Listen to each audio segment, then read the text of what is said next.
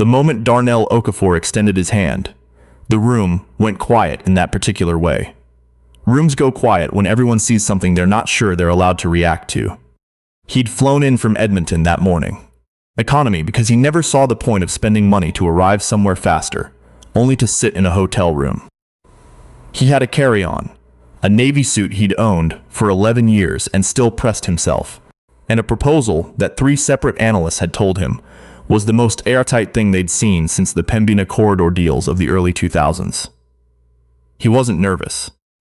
He'd stopped being nervous in rooms like this sometime around his 42nd birthday, when he realized that the people across the table were usually more afraid than he was. The CFO of Handshake Capital Group was a man named Gerald Stanton, mid-50s, silver cufflinks, the kind of tan you get from actual vacations rather than tanning beds. Gerald Stanton had been with Handshake for 19 years. He'd survived 3 recessions, 2 leadership changes, and 1 very public scandal involving a hedge fund in the Cayman Islands that nobody talked about anymore. He was not the sort of man who got rattled. But when Darnell walked into that boardroom on the 14th floor of the Handshake Tower on Bay Street, something shifted in Gerald Stanton's face. It was small. Most people in the room probably missed it. The assistant who'd brought the coffee noticed. The junior analyst from Waterloo sitting at the far end of the table noticed. And Darnell noticed, because Darnell had been noticing that particular expression on particular faces his entire adult life. He extended his hand anyway. That was who he was. Gerald Stanton looked at Darnell's hand the way you might look at something that had been left on your desk without your permission. Then he turned to the man beside him, Wade Hurst, VP of Strategic Partnerships, and said, without lowering his voice, "I thought we were meeting with someone from the Beaumont Group." Darnell kept his hand extended for exactly 2 more seconds. Then he pulled it back. Not fast. Not with anger. He set his briefcase down on the table and said, "You are. I'm Darnell Okafor. I'm the founder." Gerald Stanton picked up his pen. Right. He said it the way people say a word when they've already stopped listening. If you want to understand what happened next, and what happened to Gerald Stanton over the following 14 months, you have to understand what Darnell Okafor had built. And to understand that, you have to go back a lot further than that boardroom on Bay Street. Darnell grew up in the north end of Calgary, in a neighborhood that people from the south end referred to as up there, with a particular inflection that meant something specific and wasn't about geography. His mother, Abina, worked dispatch for a trucking company for 26 years. His father, Winston, was an electrician who moonlighted as a chess teacher at the public library on Saturday mornings. Not because anyone paid him, but because he believed, in a deep and unsentimental way, that the ability to think 3 moves ahead was the most important skill a person could have, and that too many kids in their neighborhood weren't being taught it. Darnell learned chess before he learned to ride a bike. He also learned, by watching his father navigate white-owned job sites in the 1980s and 90s, when to speak and when to stay quiet, when to smile and when to simply wait. He was not, by his own description, a particularly gifted student. He was disciplined. There's a difference. He graduated from the University of Calgary with a degree in economics in 2001, worked for 7 years at a mid-sized insurance firm in the actuarial division, and left in 2008, the year everyone thought the financial world was ending, to start his own risk assessment consultancy out of a spare bedroom in his duplex in Ramsey. His wife, Claudette, was a physiotherapist. She did not tell him he was making a mistake. She looked at his spreadsheets, asked him 2 questions he hadn't thought of, waited while he answered them, and then said, "Okay, let's figure out the cash flow for the first 18 months." That was 2008. By 2019, the Beaumont Group, named for the street in Ramsey, where Darnell had first set up his laptop on a folding table, had 22 employees, offices in Calgary and Toronto, and a client list that included 3 provincial pension funds, a national railway company, and one of the 5 largest credit unions in the country. They had never taken on outside investment. They had never needed to. The reason Darnell was in that boardroom at Handshake Capital Group was not because the Beaumont Group was struggling. It was the opposite. He was there because Harwick had approached him. They wanted to co-develop a risk modeling platform for mid-market infrastructure projects, a gap in the market that Darnell had identified 18 months earlier and had already begun building toward. Harwick had the distribution network. Beaumont had the intellectual property and the track record. The proposed structure would value Beaumont's contribution at roughly $175 million. $175 million. Darnell had the folder with him. Dark brown leather, worn at one corner because he'd dropped it once in a parking garage in 2017 and never replaced it. Inside was a 58-page proposal that his team had spent 4 months preparing. It was, in the assessment of the independent consultant, Harwick, had hired to vet it, exceptionally well-reasoned and commercially compelling. He never opened it that day, because Gerald Stanton, 12 minutes into the meeting, after Darnell had given a brief overview of the platform architecture and the projected market penetration over 5 years, leaned back in his chair and said, "This is ambitious. Tell me, how long has your firm actually been operating?" It was a reasonable question. The tone was not reasonable. Darnell answered it. 17 years. He listed 3 of their current clients by name. He mentioned the provincial pension fund contracts, which anyone in that room would have recognized immediately as a significant institutional endorsement. Gerald Stanton nodded slowly, the way people nod when they're waiting for you to stop talking. Then he said, "We've worked with a lot of smaller, boutique firms. It's usually better to let us handle the client relationships. Your team can focus on the technical side." The junior analyst from Waterloo stopped writing. Darnell looked at Gerald Stanton for a long moment. Then he looked around the table. At Wade Hurst, who was studying his own notepad. At the 2 Harwick associates near the door, who were both very interested in their phones. At the assistant, who was looking at the middle distance, with the particular expression of someone who has learned to be invisible. Then Darnell closed the folder in front of him. Slowly. The way his father used to close a chessboard when a game wasn't worth finishing. He said, "I appreciate the time." He picked up his briefcase, thanked the room in general, and walked to the elevator. He did not slam a door. He did not raise his voice. He did not send a strongly worded email that afternoon. He flew back to Edmonton. He had a dinner with Claudette, and he said very little about the meeting because there wasn't much to say. He had seen that particular face before. He knew what it meant. And he knew, with the calm certainty of a man who has done the math many times over, that he did not need Harwick Capital Group. What he hadn't anticipated was what would happen when Harwick Capital Group found out they needed him. The platform Darnell had been developing, internally they called it Cairn, after the trail markers, wasn't unique in concept. Risk modeling for infrastructure projects existed.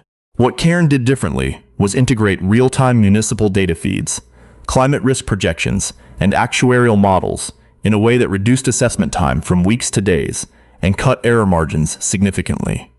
It was not flashy. It was the kind of tool that made pension fund managers and project financiers sleep better, which is, in the financial world, worth more than flash.